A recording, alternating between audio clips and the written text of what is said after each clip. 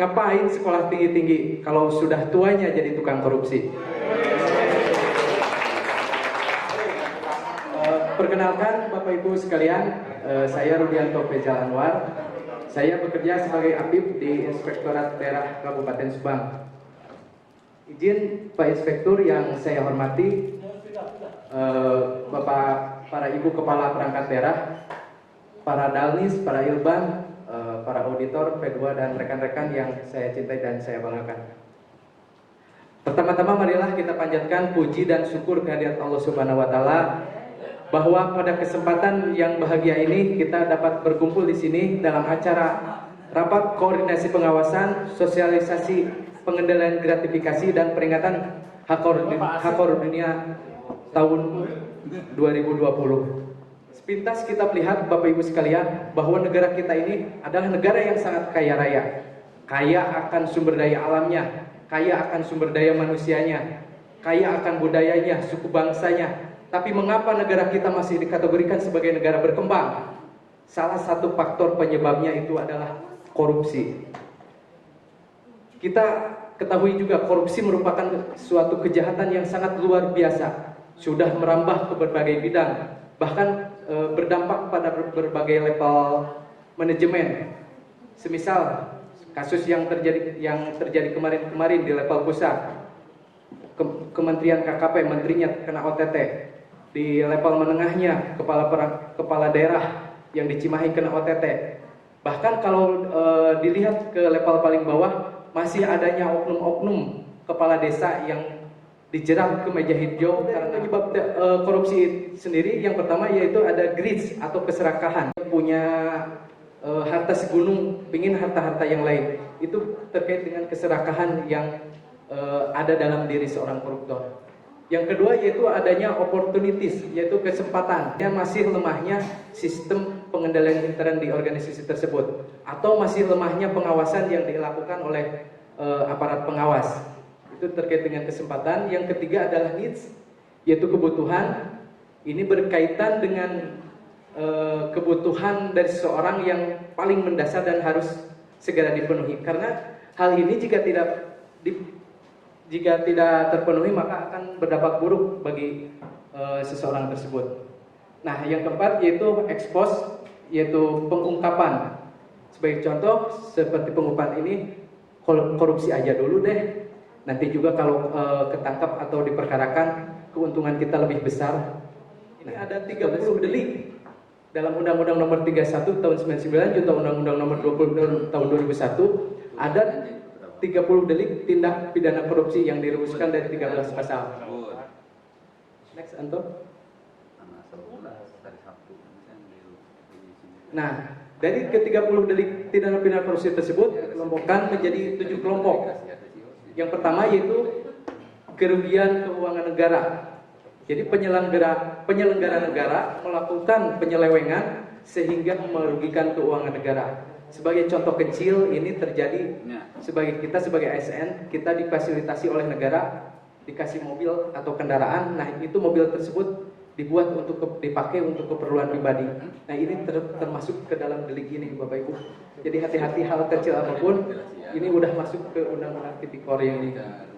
Yang kedua, suap menyuap.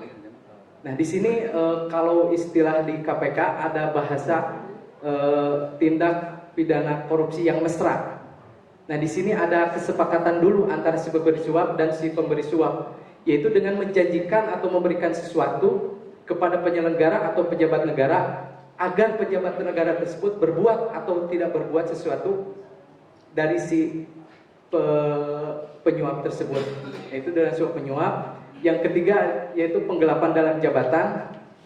Sebagai contoh kecil saja, kalau penggelapan jabatan ini ada sering terjadi di bendahara misalkan, sebagai contoh.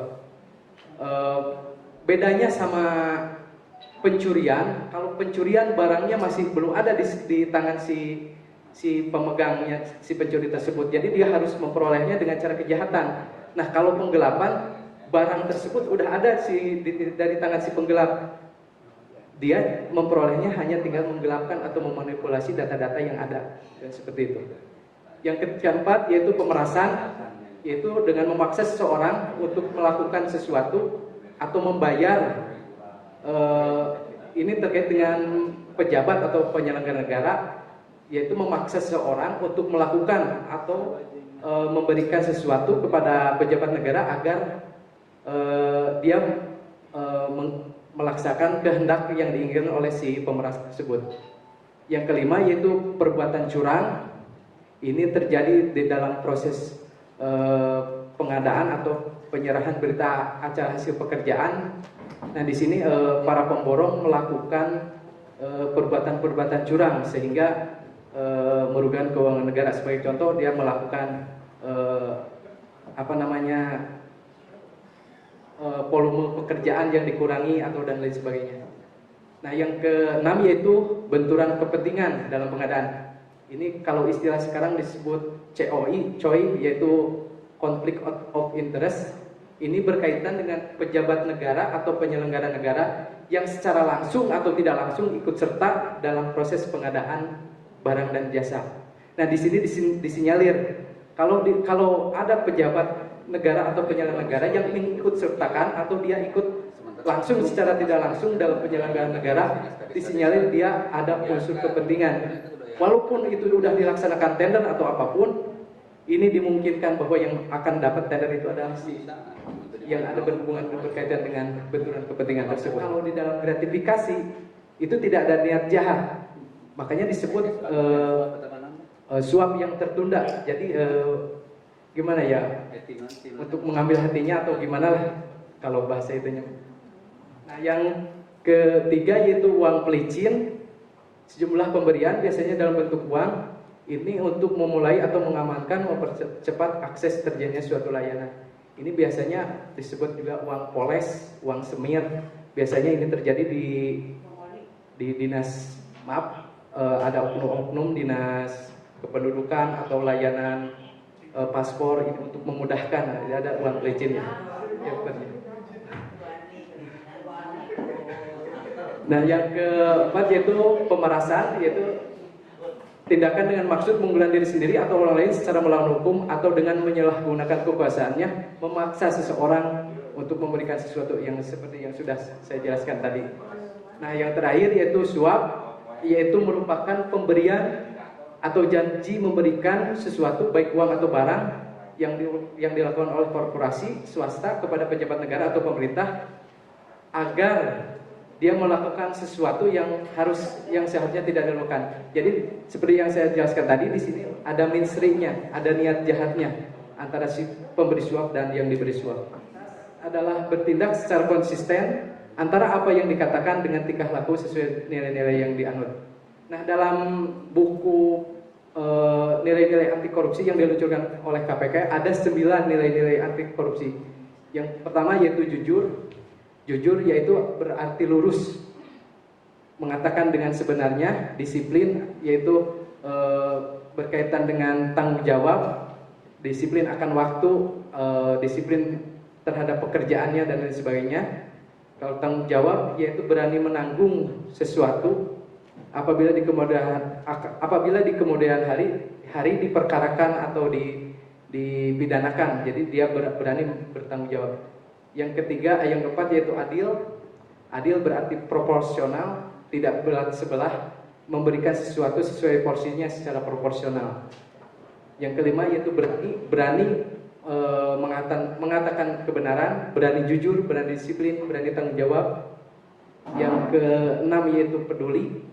Peduli berarti sikap mengindahkan tentang apa yang dilihatnya di lingkungannya sekitar.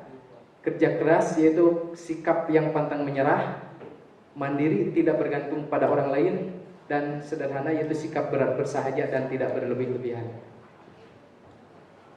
Nah, ini yang saya jelaskan tadi, konflik kepentingan yaitu seorang penyelenggara negara mendapat kekuasaan atau kewenangan berdasarkan peraturan perundang-undangan memiliki atau diduga memiliki kepentingan pribadi atas setiap penggunaan wewenang yang dimilikinya sehingga dapat mempengaruhi kualitas kinerja yang seharusnya.